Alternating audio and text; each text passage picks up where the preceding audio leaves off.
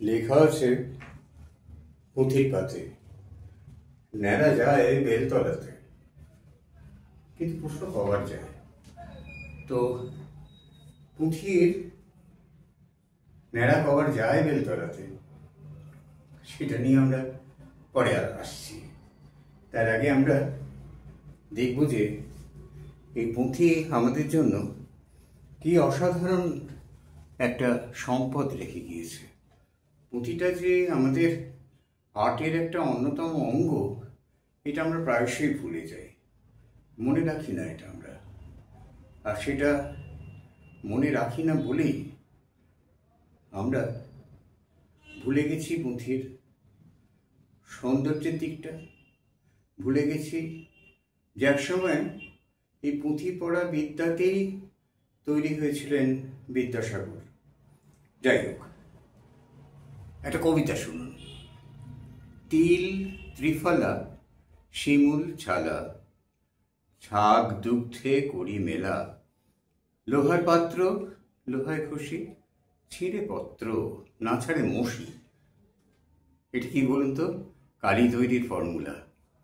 তখন তো আর পেন বাগচি ছিলেন না, সুলেখা কালিও ছিল না। তাহলে পুঁথি লিপিকরদের কালি তৈরি করে নিতে হতো নিজেদের ক্ষমতায়। লিপিকরা তৈরি করেও নিতেন। আর পুঁথির সম্বন্ধে যেটা বলা আছে, অত্যন্ত গুরুত্বপূর্ণ যেটা ব্যাপার, সেটা বলা আছে যোগিনী তন্ত্রে। পুঁথির মাপ ঠিক মতো হতে হবে, ইচ্ছে মতো মাপ দিয়ে পুঁথি করা যাবে না, তাহলে নাকি বংশ নাশ হবে। আর পুঁথি কিসের উপরে করা হবে? পুঁথি করা হবে, প্রথমে পুঁথি হতো ভূর্জপত্রের উপরে, তারপর সেই ভূর্জপত্র থেকে পুঁথি পরিবর্তিত হয়ে এলো তাড়িপত্রে। তাড়িপত্র মানে তালপাতা। এর আবার দুটো রকম ফের হলো, শ্রীতার আর খরতার। শ্রীতার হচ্ছে যা নরম, অপেক্ষাকৃত ব্রিটল না, আর খরতার ভাঁজ করলে ভেঙে যায়, উড়িষ্যার তালপাতা। কলকাতায় একটা শিল্প বিশ্ববিদ্যালয়ে পুঁথি সম্পর্কে নোট দেওয়ার সময় শ্রীতার আর খরতাল লেখা হতো, করতাল। যাই হোক, সেটা স্বতন্ত্র বিষয়। তো এই তার উপরে পুঁথি লেখা হতো। পুঁথির মাপ হবে 4 আঙুল, 1 মুষ্টি বলা হয়েছে। এই 1, 2, 3, 4, যে কোনো লোকের নয়, লেখকের হাতে 4 আঙুল। আমাদের দেশের যে প্রাচীন শিল্পশাস্ত্র, সমরাঙ্গন সূত্রধর, জৈন কল্পদ্রম, এসবগুলোতে যে মাপ বলা আছে, সবই শিল্পীর হাতের মাপ, একটা স্ট্যান্ডার্ড ফুট রুল ধরে নয়। তো এই হলো আপনার পুঁথির মাপ। আর লম্বা হবে 3 মুষ্টি, 12 আঙুল। আচ্ছা, এই লম্বা চওড়াটা পুঁথির স্ট্যান্ডার্ড পুঁথি। এই পুঁথিতে তৈরি করা হবে, লেখা হবে যে ঘটনা বা যা একটা বইতে একটা পুরো পুঁথিতে লেখা যেত না। পুঁথিতে বেশি পাতা করা যায় না, তো কিছু কম জিনিসই করা যায়।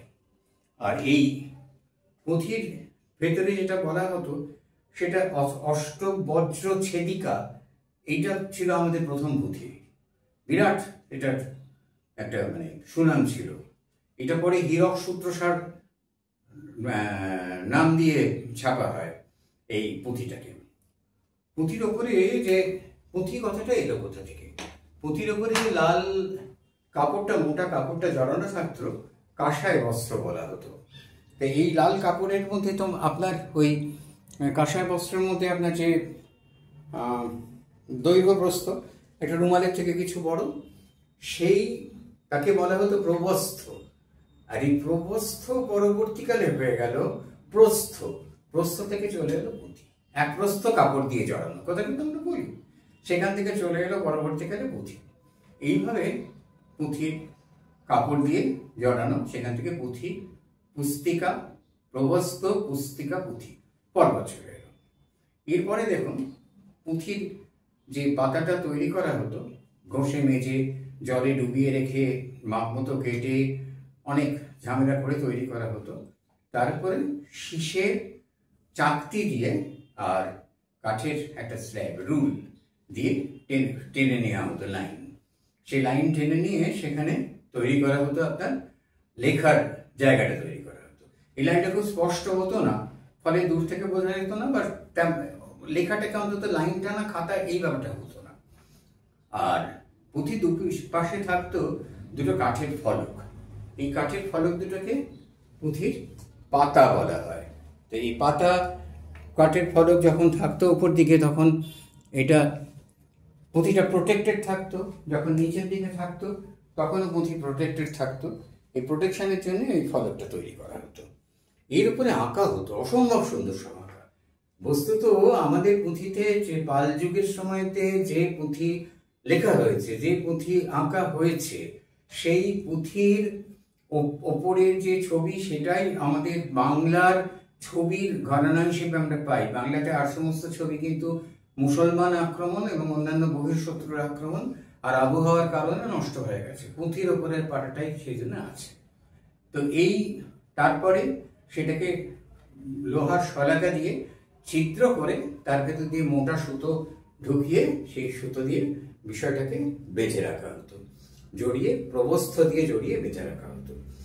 যোগিনীতন্ত্রে পরিষ্কার বলা আছে যে যদি কোনো কারণে পুঁথির মাপ এদিক ওদিক হয় তাহলে বংশনাশ হয়ে যাবে।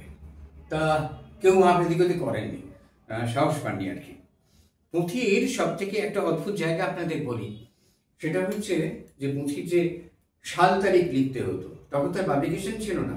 সাল তারিখে যেটা বলা হতো সেটা এইভাবে বলা, কবিতায় বলা হতো। ধরুন আমরা একটা উদাহরণ দিচ্ছি, বিপ্রদাস পিপলয় মনসা মঙ্গল কাব্য পুঁথির কাল নির্দেশনা। সিন্ধু ইন্দু বেদ মহি শখ পরিমাণ নৃপতি হুসেন শাহ গৌড়ের প্রধান। এটা পুরো ডেট বোঝা খুব শক্ত। যাই হোক, শক্ত হলে কি হবে, তবুও তো চেষ্টা করতে হবে। এখানে সাংকেতিক অক্ষর, সিন্ধু মানে সাত, আমরা জানি সাতের সমুদ্র, যদি সাথে সমুদ্র কিন্তু সাতটা ভৌগোলিক সমুদ্র নয়, সাতটা স্থানিক সমুদ্র এবং সাতটা বিশেষ খাদ্য রস, সেই প্রসঙ্গ একসময় আলোচনা করা যাবে।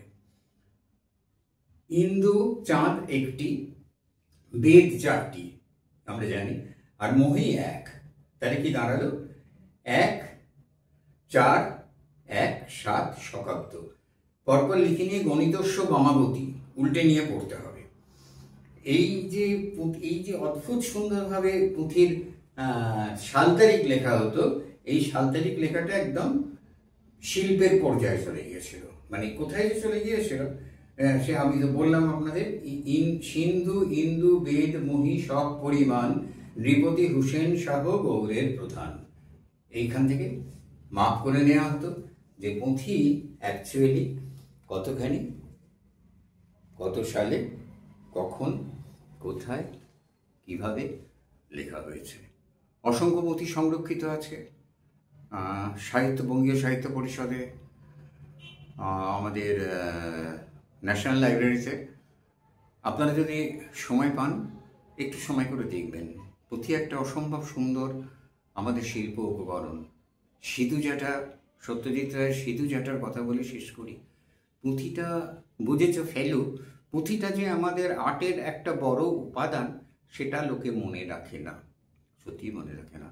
মনে রাখলে কি, যখন এদেশে কাগজ এসেছিল প্রথম বালির কাগজ, তখন এক দিস্তে কাগজের দাম ছিল 2 পয়সা।